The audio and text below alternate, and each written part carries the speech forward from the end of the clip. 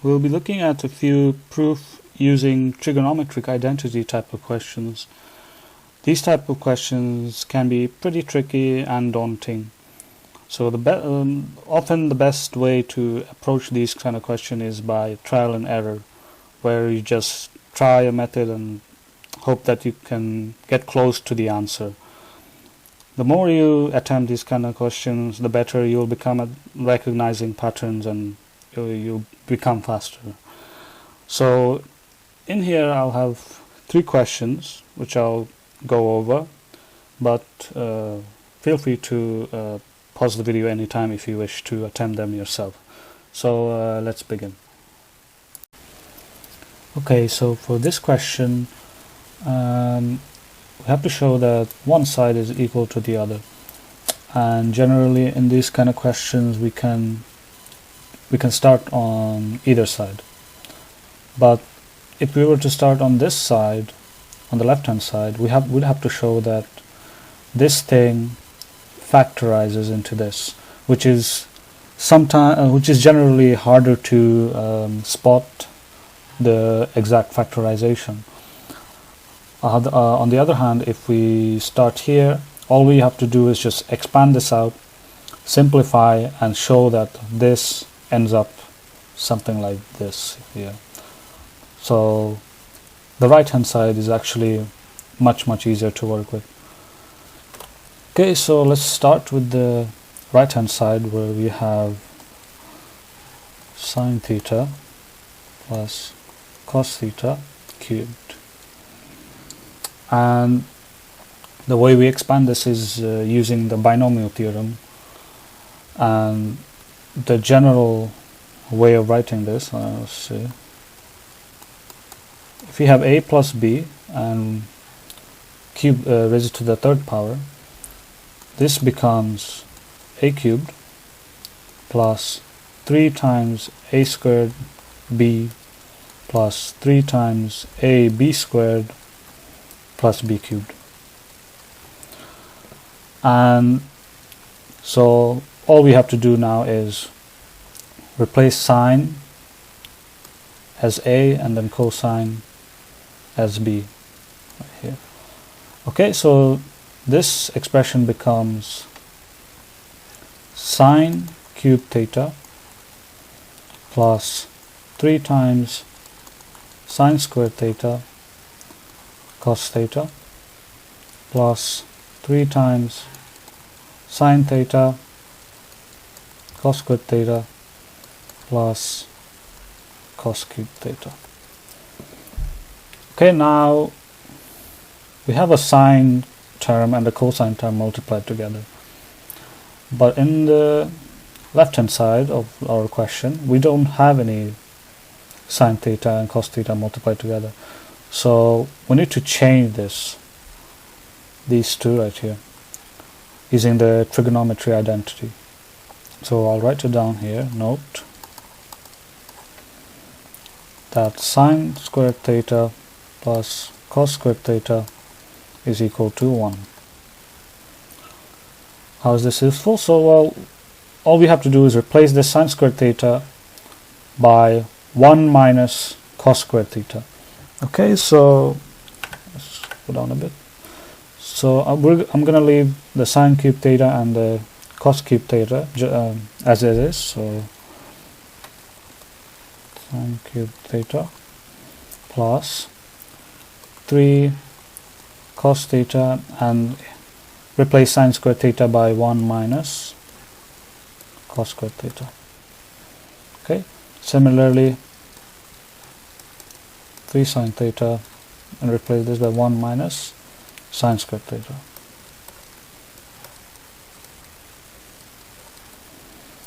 Now this is just a matter of expanding it out. So let's just expand it out. Sine cubed theta 3 cos theta minus 3 cos cubed theta plus 3 sine theta minus 3 sine cubed theta plus cos cubed theta. And now we just collect together all the like terms. So there's sine cube theta with the 3 sine cube theta here, and this one with this one here. Okay, so I'm going to write the sine gonna sine theta here first and the cos theta first, so let's do that. 3 sine theta plus 3 cos theta minus, so sine cube theta minus 3 sine cube theta, that would be 2 sine cube theta. Similarly, minus 3 cos cube theta plus cos cube theta give me minus 2 cos cubed theta. And now we just take out a factor of 3 on here, and minus 2 on here, minus 2 sine cube theta plus cos cube theta, and that is exactly what we're looking for in the previous, the question. There it is. Okay, here we have another question. So it says, if x sine cubed alpha plus y cos cubed alpha is equal to sine alpha cosine alpha, and x sine alpha minus y cos alpha is equal to 0, then show that x squared plus y squared is equal to 1. These kind of I guess simultaneous equation problems, the one thing you might want to try is making one of these the subject. For example, in this case there would be like x equals y and then something, then after that we substitute that into the other equation.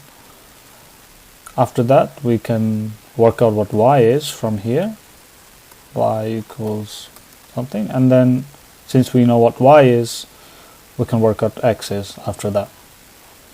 Okay, so I'll show you exactly what I mean. Okay, let's call this equation number 1 and equation number 2. Okay, now what I want to work out is what is x. So I want to isolate x. So from equation 2, I'm going to write x sine alpha, and I'm going to move the y cosine alpha to the other side. So y cosine alpha, and then divide both sides by sine alpha to get x is equal to y cosine alpha over sine alpha. Okay, now we have x in terms of y times something, and this is going to be useful to figure out what y is using the first equation here. So all we do now is substitute x into the first equation. So let's do that.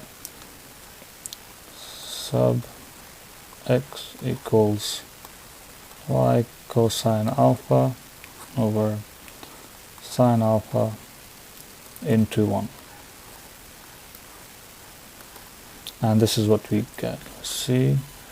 So instead of x, I will write y cos alpha sine alpha sine cubed alpha plus y cosine cubed alpha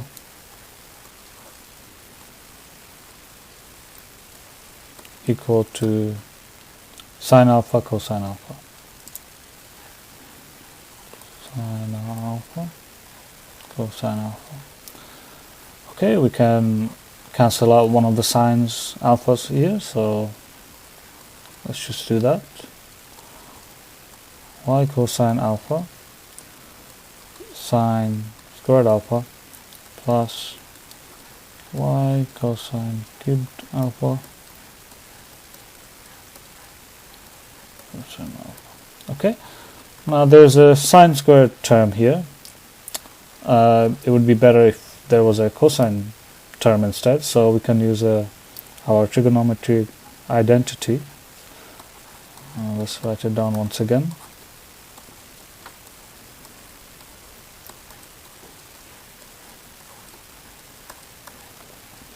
Okay, so instead of writing sine squared alpha, all I have to do is just change to 1 minus cosine squared alpha. Okay, so let's write it down.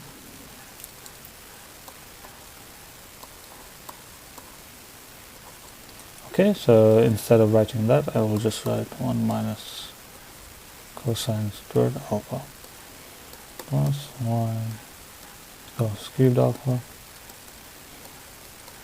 sine alpha cosine alpha. Okay, now let's just expand the brackets. Y cosine alpha minus y cosine cubed alpha plus y cos cubed alpha. Let's go to sine alpha cos alpha. Okay, and now here you can see these two cancel. So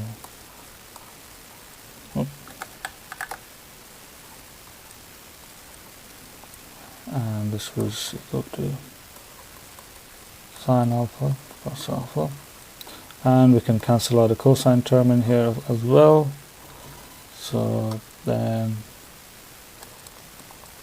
so we say y is equal to sine alpha. Okay, so now if we go back, we can see that, remember that y is equal x is equal to y cosine alpha over sine alpha. Let's go back to it. There it is over here, and we just work out what y is. Y is sine alpha, so we can just put this y back in here to work out what x is. So this means x is equal to sine alpha cosine alpha over sine alpha, and we can see the sine alphas cancel and we get cosine alpha. And now we have to prove that x squared plus y squared is in fact 1, and we can clearly see that from here. So since x is equal to cos alpha, y equal to sine alpha, by trig identity we can say x squared plus y squared is indeed equal to 1.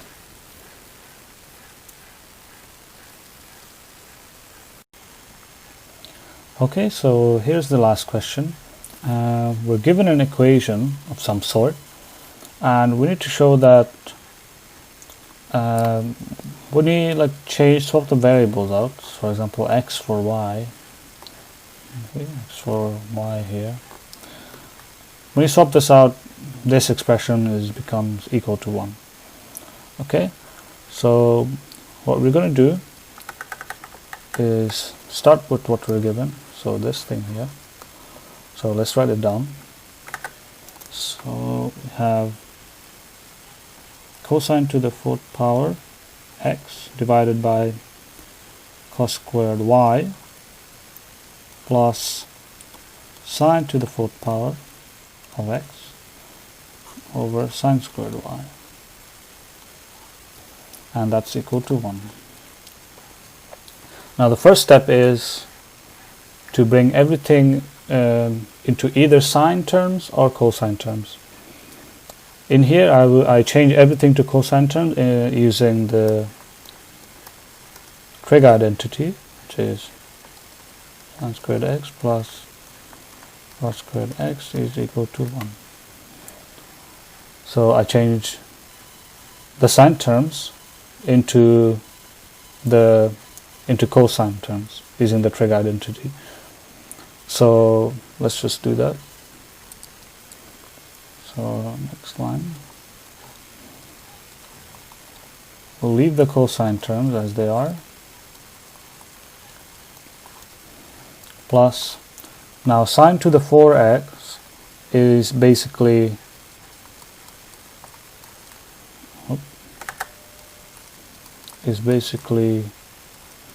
sine squared x and then squared. Okay, and sine squared x is 1 minus cos squared x, so we have 1 minus cos squared x and then squared over 1 minus cos squared y, and that is equal to 1. Okay, now let's expand this out. Okay,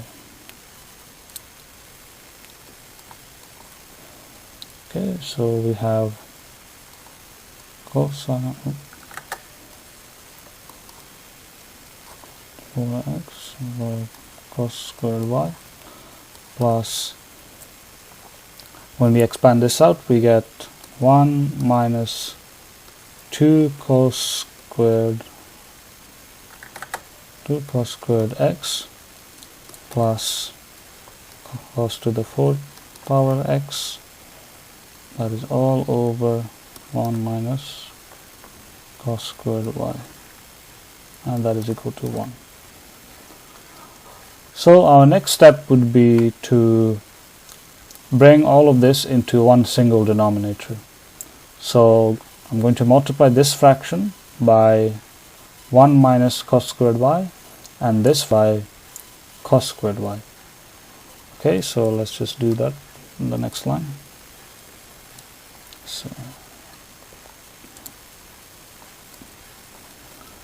So we have cos 4x times 1 minus cos squared y plus cos squared y 1 minus 2 cos squared x plus cos to the 4 x all over cos squared y 1 minus cos squared y, and that is equal to 1. Okay, now I'm going to expand this out, and also I'm going to multiply over by this number. So I'm going to move this to the right hand side, so it will be something like this. So multiplying it out would be cos 4x minus cos to 4x cos squared y plus cos squared y minus 2 cos squared y cos squared x plus cos squared y cos to the 4x, and the right hand side becomes cos squared y. Let's expand it actually. Cos squared y minus cos to the 4y. If you expand this out, this is what you get. Okay, so let's see if we can see some simplification here. So this term simplifies with this term right here, and also this term simplifies with this one. So all in all, we have cos to the 4x minus 2 cos squared y cos squared x, and let's move this term here to the left hand side, so we will have plus cos to the 4y equal to 0. Now why is this useful? Well, it's not easy to spot these kind of factorization, but what you can write this part here, this part, you can write this as cos squared x minus cos squared y squared is equal to 0. And check for yourself, this is actually correct. Okay, we can take the square root of both sides. This is just a 0, so it doesn't do anything. So in the end we have cos squared x minus cos squared y is equal to 0. So we can move the cos squared y to the other side. We get cos squared x is equal to cos squared y. And we can also take the square root of this. If you take the square root of both sides, we get cosine x is equal to cosine y. We can also prove this for sine as well, so let's just do that. Okay, let's take this equation and use the trig identity. So cos squared x, so equation 1, let's go from here. So if you use the trig identity, this equation will become 1 minus sine squared x equals 1 minus sine squared y. Well, you can just cancel the ones over here. You can cancel the minus signs as well, so you get sine squared x equals sine squared y, and this also means sine of x is sine of y. Okay, so if we go back to our original expression, I'm going to write it down again just to make it easier. So originally we had cos 4x over cos y plus sine 4x sine squared y equal to 1. Let's see. Yeah. So we've just concluded that cosine x is the same as cosine y, and sine of x is also the same as sine of y. So what does this mean? We can literally just replace cosine x with just cosine y. So substitute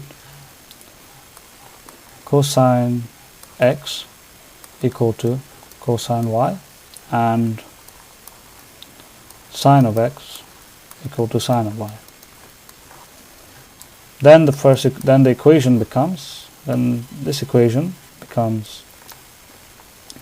so this just cosine of y to the 4th power, then cosine of x to the 2nd power plus sine of y to the 4th power over sine of x to the 2nd power. And this is still equal to 1. And now it's just a matter of writing it down again. So sine 4y cos squared x plus sine to the 4y sine squared x, and that is still equal to 1. And yeah, that's it.